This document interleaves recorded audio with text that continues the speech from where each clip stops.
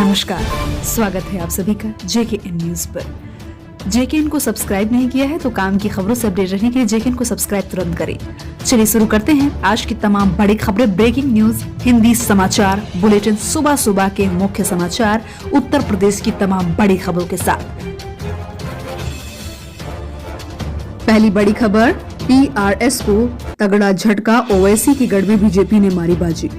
Greater Hyderabad नगर निगम चुनाव के final नतीजे आ चुके हैं। इस बार के चुनाव में तेलंगाना राष्ट्र समिति TRC पहले नंबर पर है, जबकि भारतीय जनता पार्टी दूसरे नंबर पर और असदुद्दीन ओवैसी की पार्टी AIMIM तीसरे स्थान पर चली गई है। सीटों पर नजर डालें तो 150 वार्डों वाले नगर निगम में TRS ने 55 सीटों पर जीत दर्ज की, जबकि बीजेपी के खाते में 48 सीटें आई हैं। वहीं AIMIM 44 सीटें जीतने में कामयाब रहा है तो कांग्रेस के खाते में मात्र 2 सीटें आई हैं। इस बार के चुनाव में सबसे ज्यादा नुकसान TRS को हुआ है, क्योंकि पिछली बार 99 सीटें मिली थी। साथ में AIMIM को भी नुकसान उठाना पड़ा है। पिछले बार के चुनाव में बीजेपी के खाते में मात्र 4 सीटें थी, जो कि इस बार बढ़कर 48 हो गई है। पश्चिम बंगाल से अगला अपडेट आप देख सकते हैं। विधानसभा चुनाव में राज्य सरकार के एक भी कर्मचारी को न किया जाए शामिल, बीजेपी ने ECI से की डिमांड। जी हां, आपको बता दें कि भारतीय जनता पार्टी ने चुनाव आयोग से अपील की है कि 2021 के पश्चिम बंगाल विधानसभा चुनाव को केवल केंद्रीय कर्मचारियों की मदद से पूरा कराया जाए और चुनावी प्रक्रिया में राज्य सरकार के कर्मचारियों को शामिल न किया जाए। बीजेपी ने यह मांग राज्य सरकार के कर्मचारियों के वर्ग की ओर से मुख्यमंत्री ममता बनर्जी के साथ बैठक में तृणमूल कांग्रेस के प्रति निष्ठा जाहिर करने के एक दिन बाद की है। आपको यह भी बता दें कि बीजेपी ने पश्चिम बंगाल के मुख्य निर्वाचन अधिकारी CEO को लिखे लेटर में कहा, बीजेपी मांग करती है कि स्वतंत्र और निष्पक्ष चुनाव के लिए, जो कि ECI का भी मुख्य उद्देश्य है।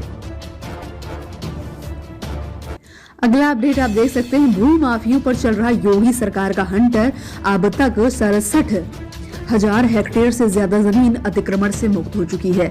योगी सरकार ने 2017 से लगातार भू माफियाओं पर हंटर चलाया। सरकार ने अब तक प्रदेश में 67,000 हेक्टेयर से अधिक भूमि को अवैध अतिक्रमण से मुक्त कराया है। सरकार ने एंटी भूमाफिया पोर्टल बनाने के साथ ही सभी जिलों में भूमाफिया टास्क फोर्स का भी गठन किया है। पोर्टल पर आई अब तक 2,87,000 से अधिक शिकायतों को दूर किया जा चुका है, जहां एक और अभियान के दौरान राजस्व विभाग से संबंधित 22,838 मामले और 814 सिविल सूट पंजीकृत किए गए हैं। वहीं दूसरी ओर भूमाफियाओं के खिलाफ 4,210 FIR दर्ज की जा चुकी है। एक अधिकारी ने बताया कि प्रदेश में 2,300 से अधिक भूमि अतिक्रमणकारियों की पहचान भूमाफियाओं के रूप में की गई और 122 भूमाफियाओं को जेल भी भेजा जा चुका है। वहीं अगला अपडेट आप देख सकते हैं। अर्नब गोस्वामी के खिलाफ दर्ज हुई चार्जशीट, पुलिस ने 65 लोगों को बनाया गवाह। 2018 में आत्महत्या के लिए उकसाने वाले मामले में महाराष्ट्र पुलिस ने अर्नब गोस्वामी के खिलाफ चार्जशीट दायर कर दी है। अलीबाग की एक अदालत के समक्ष दायर इस चार्जशीट में पुलिस ने 65 लोगों को गवाह बनाया है। गोस्वामी के अलावा फिरोज शेख और नीतीश सारदा के नाम भी चार्जशीट में शामिल हैं। महाराष्ट्र मुंबई ने रिपब्लिक टीवी के प्रधान संपादक अर्नब गोस्वामी के खिलाफ 2018 की खुदकुशी के लिए उकसाने के मामले में चार्जशीट फाइल कर दी है। पुलिस ने ये चार्जशीट अलीबाग की एक अदालत के समक्ष दायर की है। अगला बड़ा अपडेट, यूपी के 37,000 युवाओं के सरकारी नौकरी का सपना कल होगा पूरा। CM योगी बांटेंगे नियुक्ति पत्र। मुख्यमंत्री योगी आदित्यनाथ 5 दिसंबर को बेसिक शिक्षा परिषद के करीब 37,000 नवनियुक्त शिक्षकों को ऑनलाइन प्रक्रिया के जरिए नियुक्ति पत्र बांटेंगे। मुख्यमंत्री योगी आदित्यनाथ 5 दिसंबर 37,000 नवनियुक्त शिक्षकों को ऑनलाइन प्रक्रिया के जरिए नियुक्ति पत्र बांटेंगे। साथ ही नियुक्ति पत्र प्राप्त करने वाले अभ्यर्थियों के साथ संवाद भी करेंगे। उत्तर प्रदेश बेसिक शिक्षा परिषद ने 36,590 पदों पर शिक्षकों की काउंसलिंग 2 दिसंबर से 4 दिसंबर के बीच पूरी कर ली है। अगला update, DGP conference, PM Modi ने आंतरिक सुरक्षा की स्थिति का लिया जायजा। सभी राज्यों, केंद्र शासित प्रदेशों और केंद्र सरकार के DGP और IGP स्तर के करीब 250 अधिकारी खुफिया ब्यूरो द्वारा डिजिटल तरीके से आयोजित 4 दिवसीय सम्मेलन में हिस्सा ले रहे हैं। कोरोना काल में डिजिटल माध्यम से हो रहे पुलिस महानिदेशकों डीजीपी और पुलिस महानिरीक्षकों आईजीपी के 55वें वार्षिक सम्मेलन में प्रधानमंत्री नरेंद्र मोदी और केंद्रीय गृह मंत्री अमित शाह ने शिरकत की। इस दौरान उन्हें देश की आंतरिक सुरक्षा स्थिति से अवगत कराया गया और यह भी बताया गया कि जन अनुकूल कदमों से इसमें कैसे सुधार लाया जा सकता है। 4 दिवसीय कार्यक्रम के पहले दिन बुधवार को अपने संबोधन में शाह ने राष्ट्रीय सुरक्षा पर नीतिगत मुद्दों को रेखांकित किया और संकट एवं आपदा प्रबंधन में अग्रिम पंक्ति के योद्धाओं के तौर पर पुलिस की भूमिका की सराहना भी की। साथ ही साथ आपको बता दें, नए कृषि कानूनों को लागू करने या न करने का अधिकार राज्य सरकार के पास नहीं। सीएम केजरीवाल का बयान। दिल्ली सीएम अरविंद केजरीवाल ने कहा कि ये कृषि कानून केंद्र सरकार के हैं, इसलिए राज्य सरकारें इसे रोक नहीं सकती। ये बात जानते हुए भी कि कुछ लोग अपने फायदे के लिए राजनीति कर रहे हैं। मुख्यमंत्री अरविंद केजरीवाल ने शुक्रवार को कहा कि तीनों कृषि कानून केंद्र सरकार के हैं। राष्ट्रपति के हस्ताक्षर होते ही ये काले कानून पूरे देश में लागू हो गए। इन बिलों को लागू करने या न करने का अधिकार राज्य सरकारों के पास नहीं। अगर ये राज्य सरकारों के अधिकार क्षेत्र में होते तो देश भर के किसान अपने अपने राज्य के मुख्यमंत्रियों से इसे रद्द करने की मांग करते। चूंकि ये काले कानून केंद्र सरकार के हैं, इसलिए राज्य सरकारें इसे रोक नहीं सकती। अगला अपडेट कोरोना को लेकर। मरीजों का आंकड़ा 96 लाख के पार। मध्य प्रदेश में 8वीं तक के स्कूल 31 मार्च तक बंद रहेंगे। जी हां, देश में कोरोना मरीजों का आंकड़ा 96 लाख के पार हो चुका है। अब तक 96,06,810 लोग संक्रमण की चपेट में आ चुके हैं, जिनमें 4,08,122 मरीजों का इलाज चल रहा है, जबकि 90,56,668 लोग ठीक हो चुके हैं। संक्रमण से जान गंवाने वालों की संख्या 1,39,700 हो चुकी है और ये आंकड़े covid19india.org के दिए गए हैं। इस बीच संक्रमण के बढ़ते मामलों को देखते हुए मध्य प्रदेश सरकार ने बड़ा ऐलान किया है।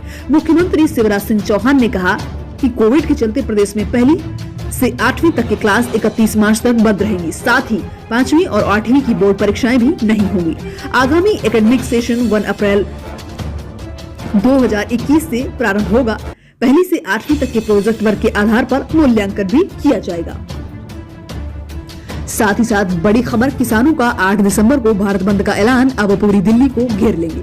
कृषि कानूनों के खिलाफ किसानों के प्रदर्शन का आज 9वां दिन है। सरकार के साथ शनिवार को होने वाली बैठक से पहले किसानों ने आज बड़ा ऐलान कर दिया है।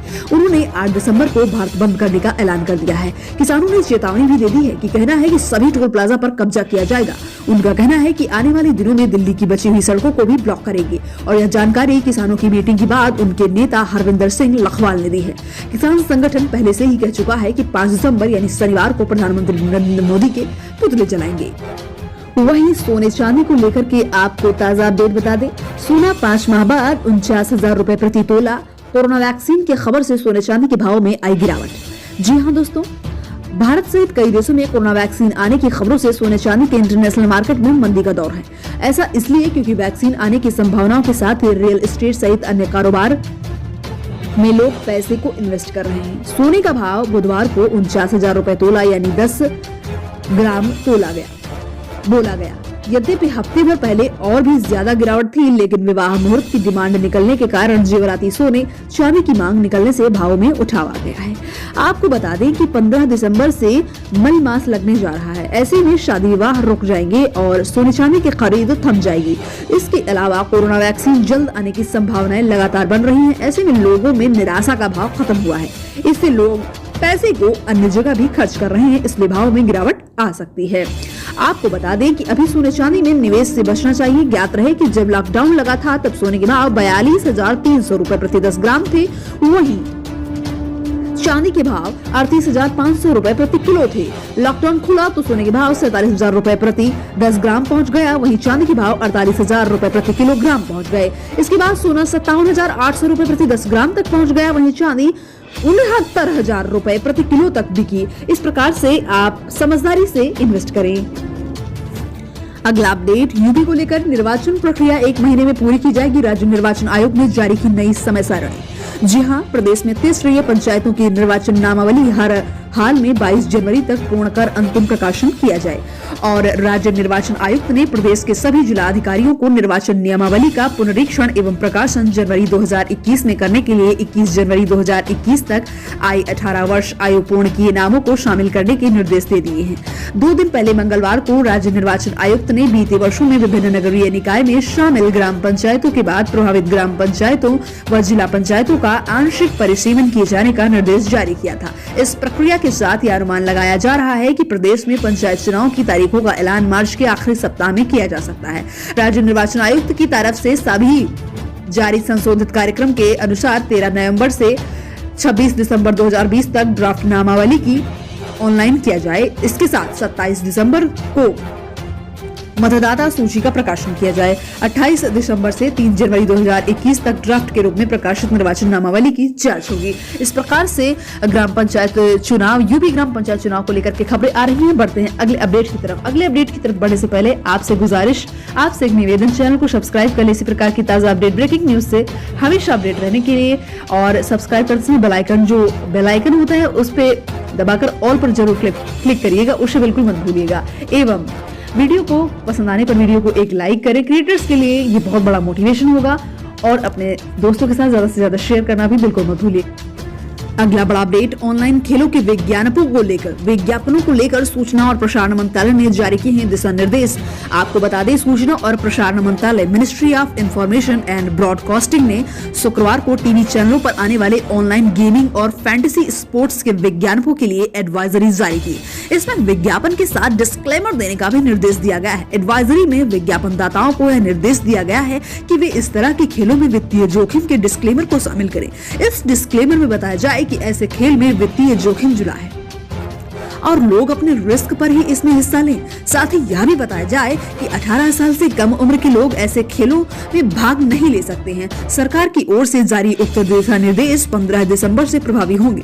केंद्रीय सूचना और प्रसारण मंत्रालय, ministry of information and broadcasting की ओर से जारी बयान में कहा गया कि ऑनलाइन खेलों को लेकर कोई भी विज्ञापन 18 वर्ष से कम उम्र वालों को नहीं दिखाया जाए। यही नहीं, यह भी दिखाया जाना चाहिए कि ऐसे लोग गेम खेलकर पैसे जीत रहे हैं या इस तरह के लोग गेम खेल सकते हैं। मंत्रालय ने दोटूक कहा है कि ऑनलाइन गेमिंग को पैसा कमाने के विकल्प के तौर पर भी नहीं पेश किया जा सकता। इस प्रकार से मंत्रालय की ओर से जारी दिशा निर्देश के मुताबिक जिन खेलों में रकम के खोने का खतरा होगा, उसके लिए जारी विज्ञापन में उल्लेख होना चाहिए कि इस खेल में रकम के खोने का खतरा है और इसमें नशे की लत लग सकती है, अतः खेल में भाग लेने वाले अपने रिस्क पर इसे खेलें। इस प्रकार से सभी निजी सैटेलाइट टीवी चैनलों के लिए जारी एडवाइजरी में मंत्रालय ने यह भी कहा है कि गेमिंग के किसी भी विज्ञापन में साफ साफ निर्देश हो कि यह 18 साल से कम उम्र के लोगों के लिए नहीं है। 18 साल से कम उम्र के लोगों के लिए नहीं है। मंत्रालय ने यह भी कहा है कि इन खेलों के लिए जारी विज्ञापन या डिस्क्लेमर में रिस्क के बारे में डिस्प्ले पर कम से कम 20% जगह दी जानी चाहिए, ताकि यह विज्ञापन खेलने वाले लोगों की खेल के जुड़े जोखिमों के बारे में जानकारी आसानी से मिल सके। देखिए, बेहद अच्छी खबर है। सावधान रहें, सतर्क रहें, क्योंकि आप इसमें बैंकक्रप्ट भी हो सकते हैं, बिल्कुल भी खोखले हो सकते हैं आप ऐसे गेम को खेल करके। तो काफी अच्छी सूचना, दिशा निर्देश आए हैं प्रसारण मंत्रालय की तरफ से, इसको जरूर फॉलो करें। बढ़ते हैं अगले अपडेट की तरफ।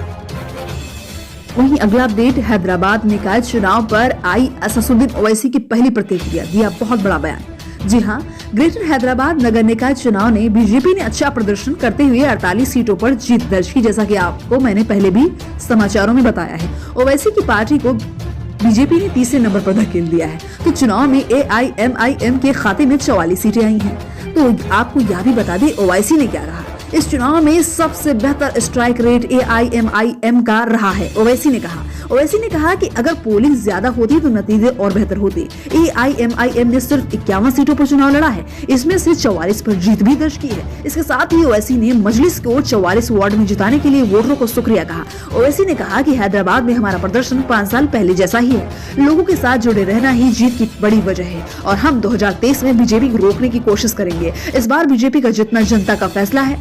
बीजेपी की बढ़ती ताकत को हैदराबाद में रोकेंगे। मेरी पार्टी के टिकट से चौथी बार हिंदू कारपोरेटर जीता है। ओवैसी ने कहा कि बीजेपी का जीतना मेरे ख्वाहिश के खिलाफ पहला फैसला है। केसीआर मंझे हुए नेता हैं, वो अपनी पार्टी को सुधारे तो बीजेपी पर भारी पड़ेंगे। मेरी सीट से बीजेपी ज्यादा नहीं जीती। इसके साथ ही इन्होंने कहा कि हैदराबाद का चुनाव खत्म हुआ, आगे के चुनाव की तैयारी होगी और जब तक जिंदा रहूंगा चुनाव लड़ता रहूंगा। वहीं तेलंगाना राष्ट्रीय समिति 56 सीटों के साथ नंबर 1 पार्टी बनी। केंद्रीय गृह राज्य मंत्री जी किशन रेड्डी ने बीजेपी के लिए आए इन चुनाव नतीजों पर कहा कि हैदराबाद एक मिनी इंडिया है, जहां टीआरसी की 99 सीटें थी उनकी 55 सीटें कम हो गई हैं और जहां हमारी 4 सीटें थी वो बढ़कर 50 हो गई हैं। आज का रिजल्ट 2023 में तेलंगाना में भाजपा पार्टी को लाने के लिए जनता का आशीर्वाद है। इस प्रकार से AIMI के ओवैसी असदुद्दीन ओवैसी ने इस प्रकार से बयान दिए। बढ़ते हैं अगले अपडेट की तरफ। वहीं बिग बॉस से बहुत बड़ा अपडेट आ रहा है। बिग बॉस के फिनाले में पहुंचने के लिए घर वालों के बीच खींचातानी, घमासान युद्ध। वहीं अगला अपडेट बिग बॉस के घर से ही है। जी हां, बिग बॉस छोड़कर जा चुकी कविता कौशिक ने कहा कि नहीं देना चाहती हूं कोई भी सफाई नहीं देना चाहती हूं, कृपया मेरे पीछे मत पड़े। जी हां दोस्तों, आपको बता दें कि रुबीना दिलेक और उनके बीच हुई जुबानी जंग के चलते कविता ने गेम को बीच में ही छोड़ने का फैसला ले लिया। आपको याद होगा, अगर आप बिग बॉस को फॉलो करते हैं तो बिग बॉस ने घर के दरवाजे को जो मुख्य द्वार है उसको खोल दिया था और कुछ देर के बाद में जब कविता कौशिक बाहर हुई हैं तब वो दरवाजा फिर से बंद कर दिया गया। हालांकि उनका कोई इरादा नहीं था, इनको बंद करना पड़ा क्योंकि कोई भी ऐसे कोई भी कंटेस्टेंट बाहर और कितने भी टाइम छोड़कर जा सकता था, तो इसलिए उन्हें बंद करना पड़ा। आगे आपको बता दें कि अब वह इस बात को लेकर बहुत ही इरिटेटिंग मूड में दिख रही हैं और बिल्कुल भी इस बात को पसंद नहीं कर रही कि उनसे कोई पूछे इस मसले पर। तो टेलीविजन अभिनेत्री Kavita Kaushik reality show Bigg Boss 14 के घर को छोड़कर बाहर आ गई हैं और गेम में शामिल हुई एक अन्य प्रतिभागी रुबीना दिलेक और उनके बीच हुई जुबानी जंग के चलते कविता ने गेम को बीच में छोड़ने का फैसला ले लिया और अब वह इस बात को करने के मूड में बिल्कुल नहीं दिखाई दे रही है। शुक्रवार को अभिनेत्री ने अपने ट्विटर अकाउंट से ट्वीट करते हुए कहा कि सारे यूट्यूबर्स और जो भी मुझे इंटरव्यू के लिए कॉल या मैसेज कर रहे हैं उन्हें बता दूं कि अगर मैं अधिक सफाई देने के बारे में सोचती तो घर में ही रह जाती, शो से बाहर नहीं आती। अगर कुछ भी लिख सकते या कह सकते हैं, सिर्फ इतना कहूंगी कि अगर आप मुझे बुरा दिखाना चाहते हैं तो बेशक दिखाएं, लेकिन इतने पर ही न रुके, मुझे एक डेविल के रूप में पेश करें। ये आप देख सकते हैं जो कविता कौशिक के ऑफिशियल ट्वीट से, dear YouTubers and those messaging and calling for interviews, please know that if I care to give more explanations I would have stayed back and not walked out at will. You can go ahead and write or say anything. वही जो मैंने आपको अभी हिंदी में इसको transfer करके बताया वही इन्होंने कहा है कि मुझसे कृपया बात ना करें, मैं इरिटेट हो चुकी हूँ और मुझे डेविल के रूप में दिखाएं, ऐसे ही बीच पे नहीं छोड़ दे। बढ़ते हैं अगले वीडियो की तरफ। साथ ही साथ आपको बता दें अगला अपडेट, अक्षय कुमार अयोध्या में करेंगे राम सेतु की शूटिंग। यूपी के सीएम योगी आदित्यनाथ ने दी है अनुमति। जी हाँ, इनको अनुमति दे दी गई है कि आप आराम से शूटिंग करें। बॉलीवुड एक्टर अक्षय कुमार ने हाल ही में उत्तर प्रदेश के मुख्यमंत्री योगी आदित्यनाथ से मुलाकात की और अपनी अगली फिल्म राम सेतु के बारे में बात की। हालांकि उस समय इस बात का खुलासा नहीं हुआ। आज इस बात का खुलासा हो रहा है कि अक्षय कुमार ने इस दौरान योगी आदित्यनाथ से फिल्म की शूटिंग अयोध्या में करने की अनुमति मांगी, जिसकी अनुमति सीएम ने उन्हें तुरंत दे दी। सरकारी वकील के मुताबिक अक्षय कुमार ने मंगलवार रात मुंबई के ट्राइडेंट होटल में रात के खाने पर उत्तर प्रदेश के मुख्यमंत्री से मुलाकात की। मुख्यमंत्री ने सामाजिक संदेशों के साथ फिल्में बनाने को लेकर अक्षय के प्रयासों की सराहना की। अभिनेता ने उत्तर प्रदेश में फिल्म निर्माण को बढ़ावा देने के लिए योगी आदित्यनाथ सरकार द्वारा उठाए जा रहे कदमों की सराहना की। गौरतलब है कि अक्षय ने नवंबर में दिवाली के दौरान राम सेतु नामक अपनी नई परियोजना की बनाने की घोषणा की है। अगला अपडेट, ग्रेटर हैदराबाद नगर निगम चुनाव को लेकर शानदार सफलता पर सीएम योगी बोले भाग्यनगर का भाग्योदय प्रारंभ हो रहा है। ग्रेटर हैदराबाद नगर निगम चुनाव में सफलता पर उत्तर प्रदेश के मुख्यमंत्री योगी आदित्यनाथ ने कहा कि भाग्यनगर का भाग्योदय प्रारंभ हो गया है। ग्रेटर हैदराबाद नगर निगम चुनाव में शानदार जीत पर ग्रेटर हैदराबाद नगर निगम चुनाव के लिए 150 में से 149 सीटों पर 1 दिसंबर वोटिंग हुई थी। शुक्रवार के नतीजों की घोषणा हुई। इस चुनाव में टीआरएस ने 55, बीजेपी ने 48, AIMIM ने 44 और कांग्रेस ने 2 सीटों पर जीत दर्ज की। ऐसे में साफ है कि मेयर तेलंगाना में सत्तारूढ़ टीआरएस का ही होगा। तो भाग्यनगर का भाग्योदय प्रारंभ हो गया है। योगी आदित्यनाथ ने इस बात की जानकारी दी ट्वीट के माध्यम से। हैदराबाद के निकाय चुनाव में भाजपा एवं आदरणीय प्रधानमंत्री श्री नरेंद्र मोदी जी के नेतृत्व पर अभूतपूर्व विश्वास जताने के लिए भाग्यनगर की जनता का कोटि कोटि धन्यवाद। इस प्रकार से उन्होंने अपने ट्विटर हैंडल से इस बात की जानकारी दी कि अभी नगर का भाग्योदय प्रारंभ हो चुका है। आशा करते हैं वीडियो आपको पसंद आया होगा। अभी के लिए बस इतना ही। देखते रहिए एवं चैनल को सपोर्ट करते रहिए। चैनल पर पहली बार आए हैं, चैनल को सब्सक्राइब करके बेल आइकन दबाना बिल्कुल मत भूलिएगा।